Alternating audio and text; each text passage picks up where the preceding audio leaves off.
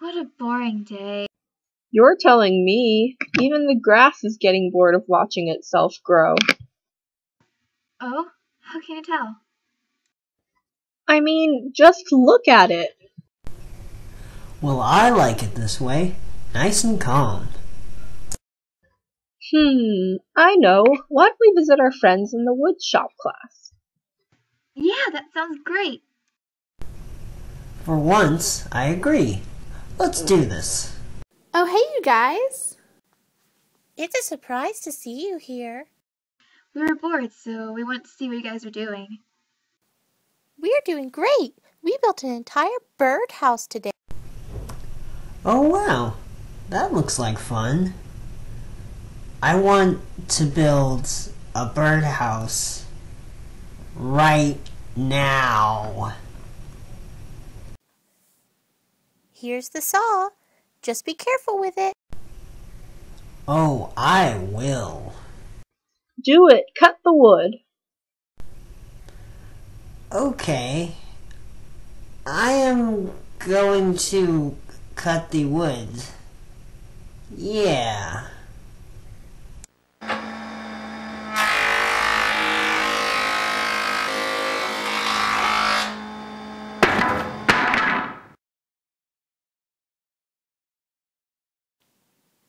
According to my research, 64% of people who work in wood shops receive some sort of injury. This, of course, includes partial amputations.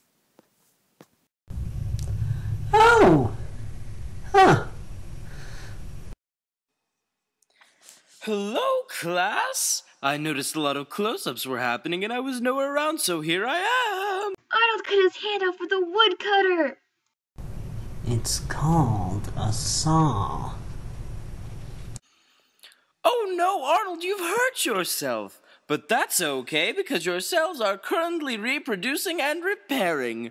Or at least they're trying to. It's time for our field trip, class! But Miss Frizzle, Arnold's bleeding. Shouldn't we take him to, the hospital or something? Well, according to my research, Arnold's hand would heal and stop bleeding on its own in no time. You're partially right, Dorothy. Usually, cells reproduce to help repair damaged tissue, which is why when we cut ourselves, it heals up within a few days. But Arnold's wound is a little too big for it to heal on its own that quickly. But that doesn't mean we still can't watch the cells try their best to do it anyway. Wait, where's Arnold? Wait. Where is Arnold, Miss Frizzle? You can't mean that we're...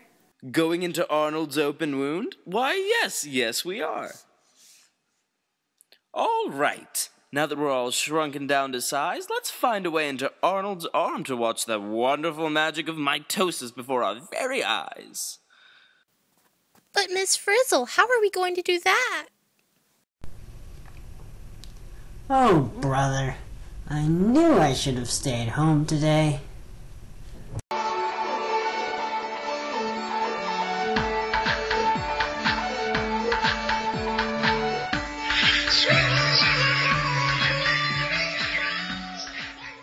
Well, here we are, class.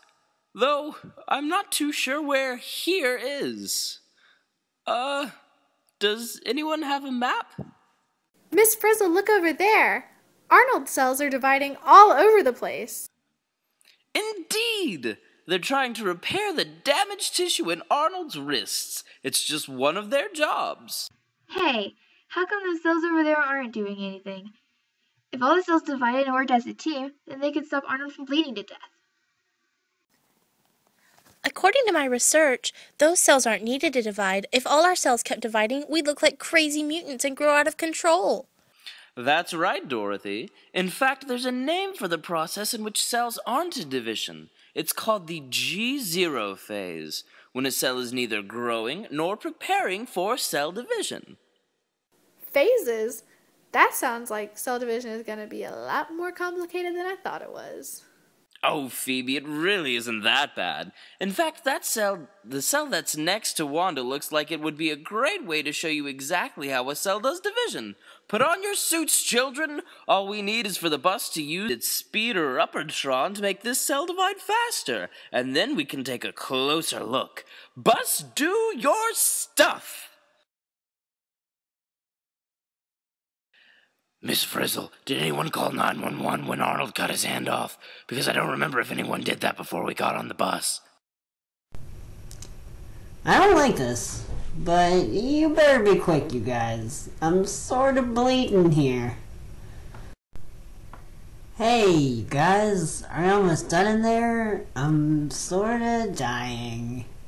I mean, learning about cell division is great and all, but blood, me, life, you know, it's,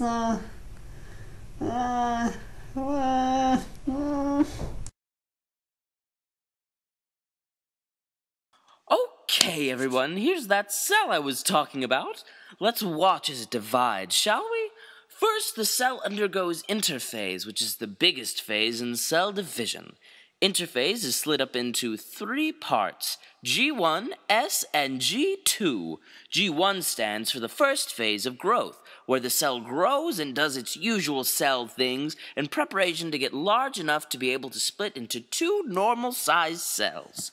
Then comes S for synthesis, where the cell copies its genetic material, known as chromatin, so that when the time comes, it has DNA to offer to a new cell.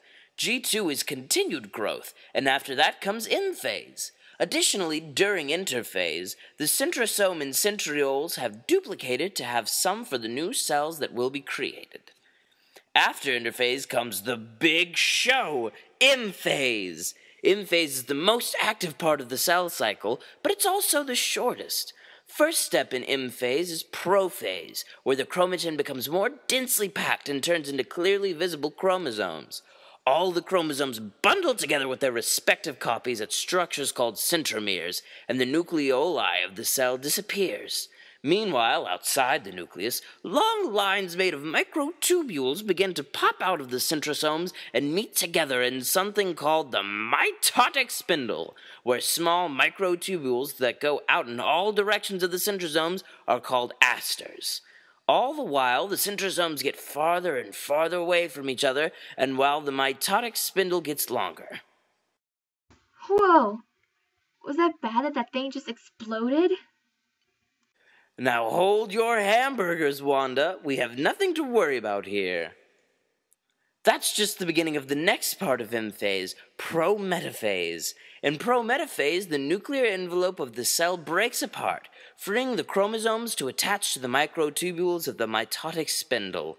The chromatids of each chromosome gain kinetochores, proteins in the centromere that become anchors for microtubules to latch onto. These microtubules jerk the chromosomes back and forth, swaying the mitotic spindle a little bit. All this weird organ jiggling in these gooey cells? I think I'm gonna be sick. Come on, you measly wimp. It's just Arnold's cells. On to the longest part of M-phase, metaphase. Metaphase lasts about 20 minutes long.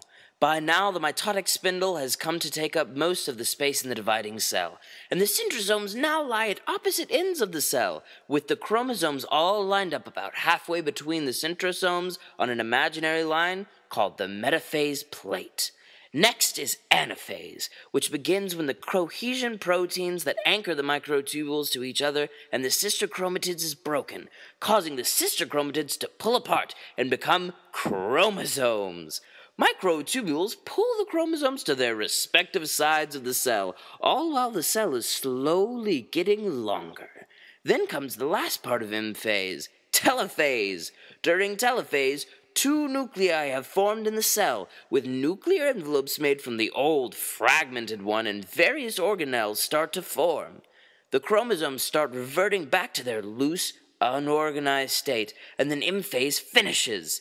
During telophase, the cell had begun to form a cleavage furrow, a line that would demarcate where exactly the cell would split into two, which deepens and deepens until cytokinesis, where the cell does actually split into two genetically identical cells.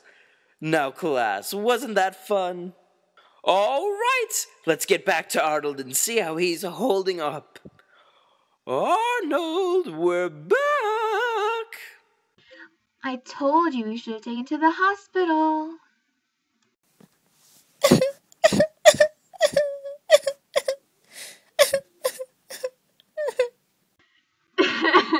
Why? No.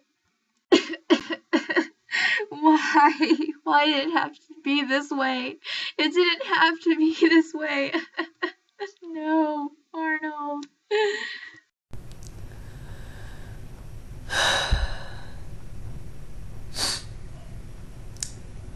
Goodbye.